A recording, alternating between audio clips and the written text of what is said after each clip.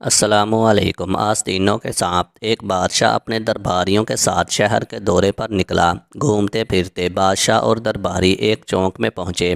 چوک کے بیچوں بیچ ایک بھکارن بھیک مانگ رہی تھی۔ وہ تھی تو بھکارن مگر شکل و صورت کی اچھی تھی، اور پھر اس کی بھیک مانگنے کی ادائیں بھی انوکھی تھیں۔ مثلاً بادشاہ اور اس کے درباریوں کو دیکھتے ہی بھکارن اٹھ کر کھڑی ہو گئی اور بولی، وہ آ گئے حسن اور دولت کے مالک، بادشاہوں کے بادشاہ، میں قربان جاؤں اپنے بادشاہ کے قدموں پر سے۔ ارے باغوں والی ہوں میں کہ صبح صبح اپنے مالک کے درشن ہو گئے، میرے باغ سنور گئے۔ حضور اپنے حسن کی خیرات اس فقیرنی کے پیالے میں ڈال دیں تو زندگی بھر دعائیں دوں گی۔ بادشاہ کو فقیرنی کی خوشامد بڑی لطرانی اور صورت یک لخت بھا گئی۔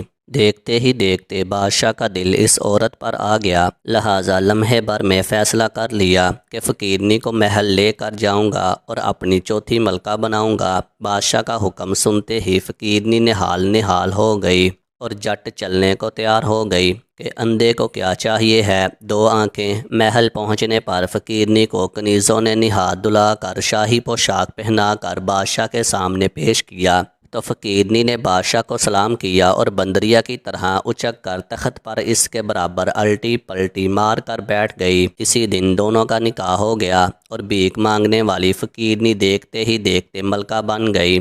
کل تک جو مانگ کر روکھی سوکھی کھاتی تھی، وہ شاہی دسترخواں پر شاہی خاندان کے ساتھ بیٹھ کر ہر روز 100 طرح کے نت نئے پکوان کھانے لگی۔ لیکن ہوا یوں کہ اتنے بڑے اور پرتکلف دسترخواں کے باوجود فقیرنی کی بھوک اور خوراک دن بہ دن کم ہوتی گئی۔ فقیرنی دسترخواں پر بھوکی اٹھنے لگی اور ایک ماہ ہی میں بے حد کمزور ہو گئی۔ بادشاہ نے جو اس کی گرتی ہوئی صحت دیکھی تو شاہی طبیب کو فوراً علاج معالجے کا حکم دیا۔ علاج شروع ہوا مگر فقیرنی کی بھوک اور صحت دونوں بحال نہ ہوئیں۔ جب صورتحال زیادہ سنگین ہو گئی تو بادشاہ نے اپنے سب سے زیادہ عقل مند وزیر سے مشورہ کیا کہ اے وزیر با تدبیر، ایسا کیا کیا جائے کہ ہماری چوتھی ملکہ کی بھوک بحال ہو جائے۔ وزیر کچھ دیر سوچتا رہا اور پھر بولا، بادشاہ سلامت، آپ یوں کریں کہ ملکہ عالیہ کو چند دن ان کے کمرے میں کھانا بھجوائیں اور میں اور آپ چپکے سے روشن دان سے جائزہ لیں کہ ملکہ عالیہ تنہائی میں کس طرح اور کتنا کھانا تناول کرتی ہیں۔ ہو سکتا ہے وہ دسترخواں پر سب کی موجودگی میں اچھے سے کھا نہ پاتی ہوں۔ بادشاہ کو تجویز پسند آئی، لہٰذا اسی دن اس پر عمل درآمد کا فیصلہ کیا گیا۔ دوپہر کے وقت فقیرنی ملکہ کے لیے کھانے کے بڑے خوان، ڈونگے اور سونے چاندی کے برتن اس کے کمرے میں پہنچا دیے گئے۔ بادشاہ اور وزیر برابر والے کمرے کے روشن دان کے پیچھے سیڑھی پر کھڑے ہو گئے اور فقیرنی ملکہ کے کھانا شروع کرنے کا انتظار کرنے لگے۔ پھر جو کچھ انہوں نے دیکھا وہ ناقابل یقین بھی تھا۔ فقیرنی ملکہ نے مختلف کھانوں کے ڈونگے اٹھا کر کمرے کی دیواروں میں بنے مختلف طاقچوں اور کھڑکیوں میں رکھ دیے اور الماری سے اپنا کشکول نکالا، دوپٹے سے پونچھ کر صاف کیا اور ہاتھ میں اسی طرح پکڑا جیسے وہ گئے دنوں میں بھیک مانگتے ہوئے پکڑا کرتی تھی۔ پھر وہ باری باری مختلف کھڑکیوں اور طاقچوں میں رکھے ہوئے ڈونگوں میں سے تھوڑا تھوڑا کھانا نکالتی، وہیں کھڑے کھڑے کھاتی اور آگے بڑھ جاتی۔ اسی طرح پورے کمرے میں گھوم گھوم کر فقیرنی ملکہ نے خوب پیٹ بھر کر کھانا کھایا اور تو اور کھانے سے فارغ ہو کر 3-4 سونے کے چمچ اور کچھ برتن بھی کپڑوں کی الماری میں چھپا دیے۔ پھر فرش پر پیر پھیلا کر لیٹ گئی اور کچھ ہی دیر میں گہری نیند سو گئی۔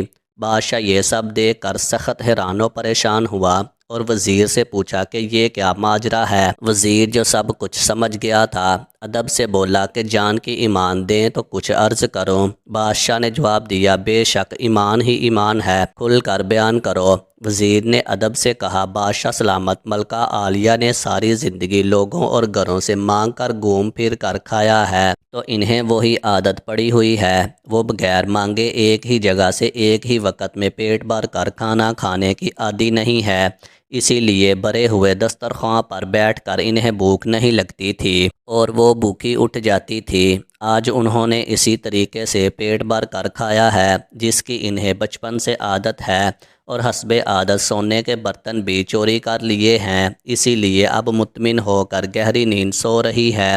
بادشاہ وزیر کا یہ تجربہ سن کر دل ہی دل میں شرمندہ تو بہت ہوا، لیکن اب پچھتاوے کے علاوہ کچھ نہیں کر سکتا تھا۔ شادی کرتے وقت بادشاہ یہ بھول گیا کہ وہ پشتوں سے بادشاہ زادہ ہے اور آج خود بادشاہ ہے، سو اس کے مزاج میں بادشاہی ہے، جبکہ فقیرنی پشتوں سے بیکارن تھی اور فطرتاً بیکارن ہی رہے گی، چاہے سونے چاندی اور ہیرے موتیوں میں تول دی جائے۔ بس سچ تو یہ ہے کہ انسانوں کی فطرت اور خاندانی عادتیں تبدیل نہیں ہوتی، نہ تبدیل ہو سکتی ہیں۔ لالچ، ہوس اور ہرس، جھوٹ اور فراڈ، چکر بازی، خوش آمد اور ریاکاری جن کے مزاج اور فطرت میں شامل ہو، وہ کبھی نیک نفس، مخلص اور بے غرض نہیں بن سکتے۔ سچ کہا ہے کسی نے کہ میل ہو تو چھوٹ بھی جائے، عادت نہ چھوٹے رے کبھی۔ بس آستینوں کے سانپوں کو دل اور دعاؤں میں جگہ دیں، تب بھی وہ سانپ ہی رہتے ہیں اور موقع ملنے پر ڈسنے سے باز نہیں آتے۔ اسی لیے انسانوں کو ان کے درجے اور مقام پر رکھنا سیکھیے، ورنہ بادشاہ کی طرح بہت پچھتائیں گے۔ ویڈیو اچھی لگی ہو تو ویڈیو کو لائک کریں، شیئر کریں اور مزید سبق آموز کہانیاں اور واقعات سننے کے لیے میرے چینل کو سبسکرائب کریں۔